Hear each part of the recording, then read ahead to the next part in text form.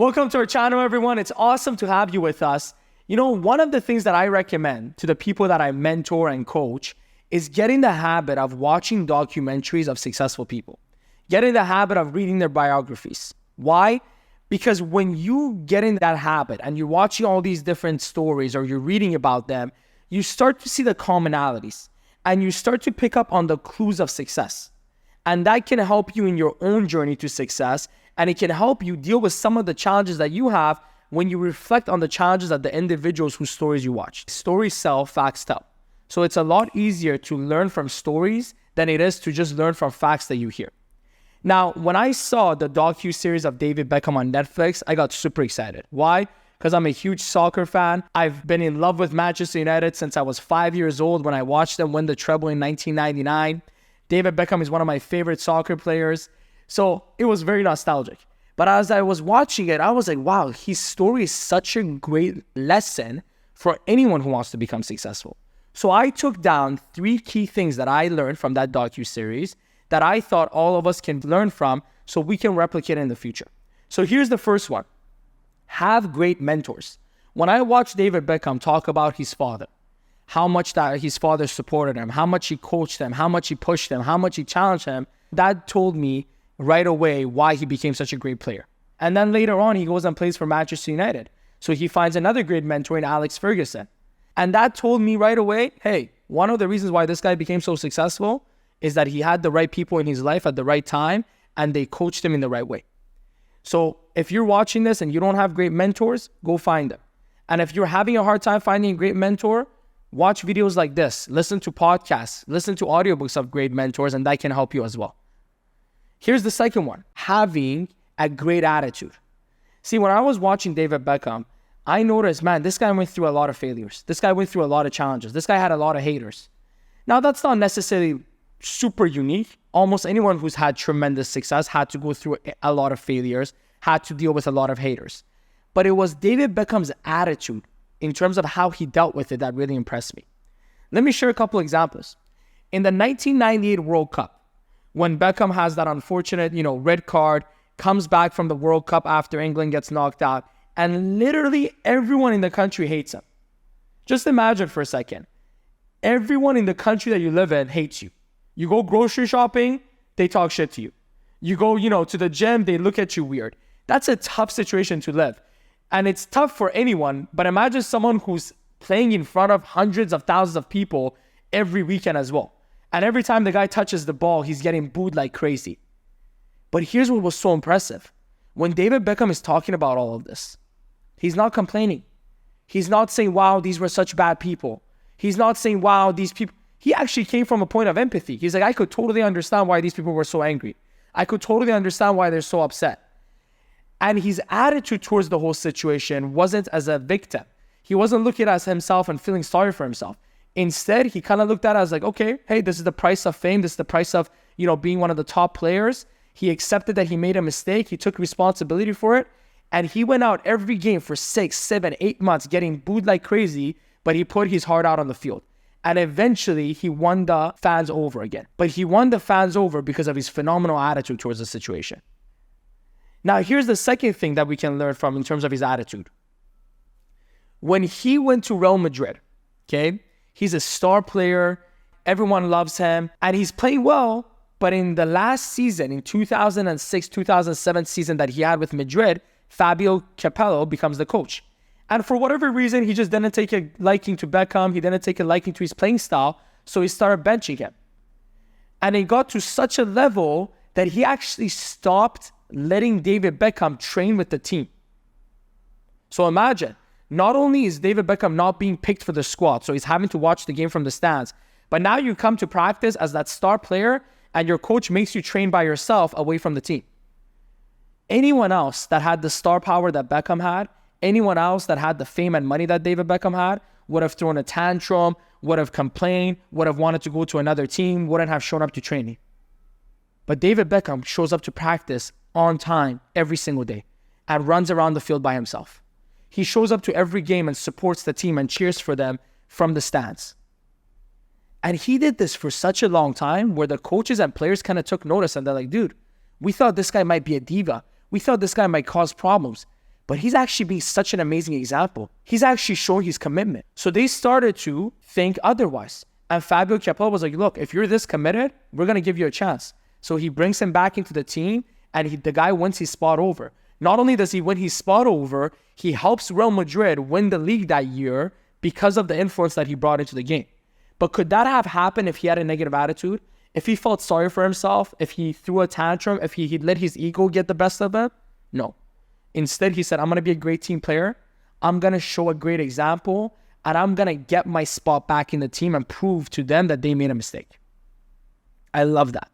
And the third story in the docu-series that really shows how great his attitude is, when he goes to LA to play in the MLS, and he goes to Milan halfway through the season and plays with them, and he's kind of like, oh, I don't know if I want to come back. And Landon Donovan just destroys this guy in the media. He talks shit about Beckham. He talks about how uncommitted he is. He talks about how we don't want him in the MLS. And then the fans turn against Beckham because they love Landon Donovan. They love their star player. So they're like, if our star player doesn't like him, we're not going to like him either. So he starts getting booed. And imagine David Beckham literally came to the MLS because he wanted to make the MLS a great league. He's like, I'm sacrificing my own career to make your guys' league better. And now he's getting booed and he's getting things thrown at him. So eventually where this goes to is Landon Donovan and David Beckham sit down together. The coach makes them have a conversation. And you would think David Beckham's going to just go at this guy, tell him how, he's ruined his life, he's ruined his career. He could have gone and Landon Donovan like, who the hell do you think you are talking about me? Because imagine David Beckham is here at the time when it comes to soccer, not only skill set, but also fame and status. And Landon Donovan is here. So David Beckham could have gone in there and just told him exactly where to take it. But instead he goes and he listens to Landon Donovan. And Landon Donovan talks about, yeah, you know what? I don't like this. I don't like that. This is what. And David Beckham goes, you know what? You're totally right. I get it. I could understand. He goes, look, what LA Galaxy is for you, Manchester United was for me. So I get why you're upset. I get why you're annoyed. I have empathy for you. And you know what? I'm going to make some changes and I'm going to help you and the rest of the team take this to another level. Imagine how much humbleness you have to have. Imagine the attitude that you have to go into that conversation and reacting that way. And Landon Donovan kind of took a step back and he's like, wow, this guy's different than I thought. Because everyone's looking at Beckham from the outside and they're like, this guy must be a diva. He's this pretty boy. So they're judging him. And when he comes and shows that level of humbleness and responsibility taking, that's what made David Beckham such a great leader. So those are just a couple examples of how he dealt with those situations and what great attitude we have. And all of us go through stuff. Probably not as tough as what David Beckham went through with a whole country hating him and getting booed by hundreds of thousands of people and getting signaled out publicly, ashamed and embarrassed. So if he can do what he did and if he can have such a positive attitude in each situation, what is our excuse? So the biggest thing here is have an amazing attitude no matter what life throws at you. Have a mentality of everything happens for me, not to me. Never let yourself become a victim. Never feel sorry for yourself. And always think, if I make the best of this situation, I can get the best outcome. And here is the last thing that I took away from that docu-series that really stood out to me. Strategic partnerships. Look, if you're an entrepreneur, if you're someone who's chasing success, you know how important strategic partnerships are. But I'm not talking about strategic partnerships in business. I'm talking about David Beckham's strategic partnership in picking the right spouse. Victoria Beckham, at the time, she was with Spice Girls. She was famous. She had her own thing going. And she starts dating David Beckham in 1997. So what is 1997? 1997 is a year before the 1998 chaos that he went through.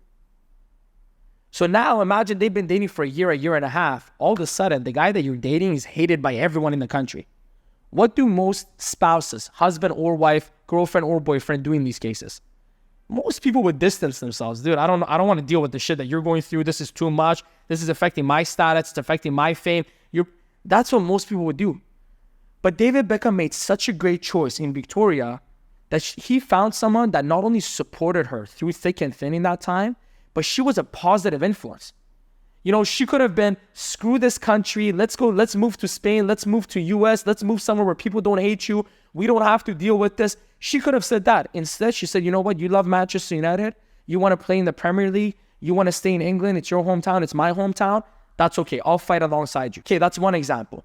Then when Beckham moves to Madrid, she says it in the story. She's like, I was so excited when we had a family and I'm like, finally we get to settle down. And then all of a sudden, David Beckham wants to go to Madrid. So then they have a separation in their relationship and the cheating scandal comes up. And through all of this, she never badmouthed him in public. She never added to the drama.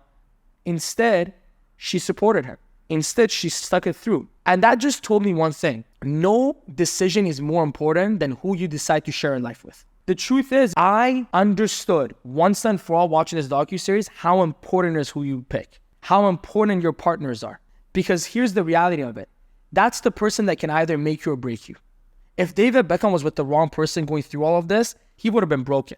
Imagine coming home from all that negativity and then you have your wife, your girlfriend who you love, shit on you as well. You couldn't deal with that. But when he came home, he had love. When he came home, he had support. When he came home, he had people that said, look, no matter everyone else hates you, we love you. We're with you.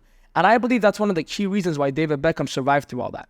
And I bet if David Beckham does an interview on that, he would give that same level of credit, not only to Victoria, but also to his best friends that he picked, the right associations, to the family behind them. You don't settle for the wrong person.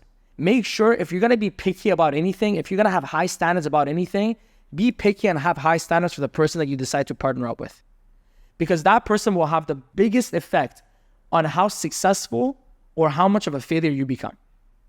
So those are the 3 things that I learned from that docuseries that really stood out to me. Hope you all enjoyed that video. I highly recommend you watch the docuseries. It's phenomenal. And another recommendation that I want to make, whenever you're watching documentaries, whenever you're watching movies, go into it with the mentality of what are a couple of things that I can learn from this? Because when you go into it with that attitude, with that mentality, you will always find some tips. But if you go into it just wanting to enjoy the movie, I'm sure you will, but you won't be able to take away anything from it. And like I said earlier, stories sell, facts tell. So we can learn a lot more from stories than we can from just plain facts. Now, if you enjoyed this video, if you enjoyed this content, I highly recommend you watch our video, 7 signs that you're going to be successful, where I touch on a few other key points of what it takes to become successful. Click the subscribe button and click that bell button so you get notified every time I have a video so you can join us on this journey to success. Thank you for being with us. Hope you have a great rest of your day.